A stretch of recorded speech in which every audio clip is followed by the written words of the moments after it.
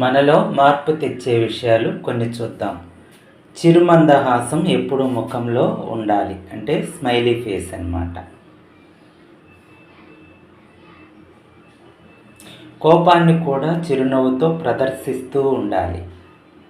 నలుగురిలో ఉన్నప్పుడు, కుటుంబంలో ఉన్నప్పుడు, సందర్భాన్ని బట్టి అలా చిరునవ్వుతో మిమ్మల్ని అందరూ ఇష్టపడతారు. ఎదుటివారి కళ్ళలోకి చూస్తూ మాట్లాడితే మన మీద నమ్మకం కలుగుతుంది. తప్పుగా అర్థం చేసుకునే వాళ్ళు కూడా ఉన్నారు, కానీ అనవసరం. ఎదుటివారు చెప్పేది పూర్తిగా వింటే అందరూ మిమ్మల్ని ఇష్టపడతారు.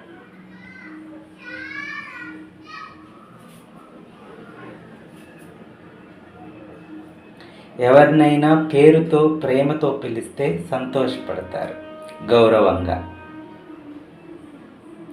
ఒకరిని మెచ్చుకోండి, వాళ్ళు సంతోషపడతారు.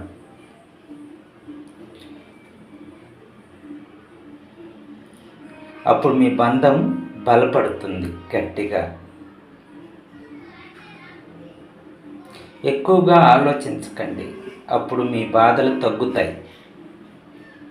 ఆలోచించటం మానేయండి. మంచిగా ఆలోచిస్తే ఎక్కువ కాలం సంతోషంగా జీవిస్తారు.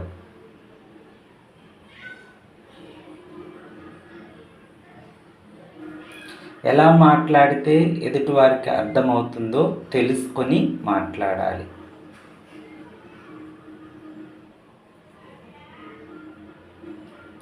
ఎవరికైనా సహాయం చేస్తే వాళ్ళు ఎప్పటికీ గుర్తుపెట్టుకుంటారు మనల్ని.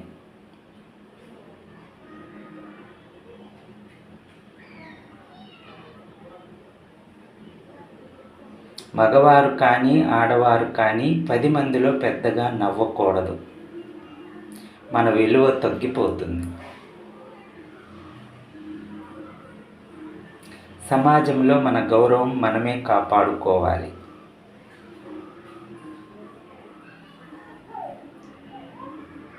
మనం ధరించే దుస్తులు నీట్గా ఉండాలి, అంటే డ్రెస్ సెన్స్ ఉండాలి.